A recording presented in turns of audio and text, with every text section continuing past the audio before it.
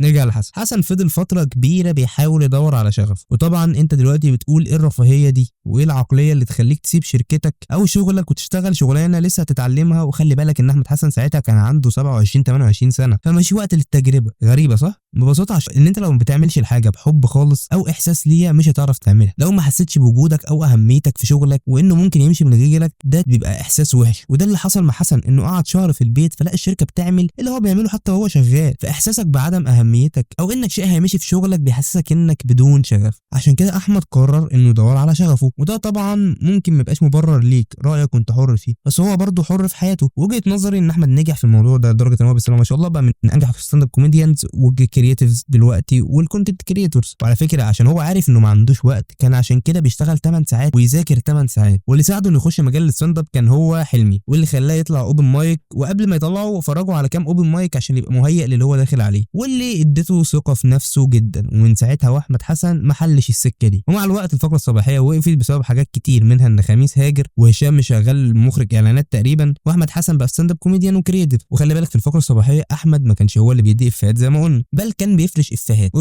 وبيضحك طبيعي ما بيضحكش على افيهاته، بس هو بيضحك على افيهات غيره. فخلى الناس مستغربه انه ما بيضحكش على افيهاته لما بيعمل حفله ستاند اب. احنا متعودين ان انت بتضحك، وده برده من اسباب ان صعب الفقره الصباحيه ترجع. وكمل احمد في الستاند اب. نيجي بقى لاحمد مجدي.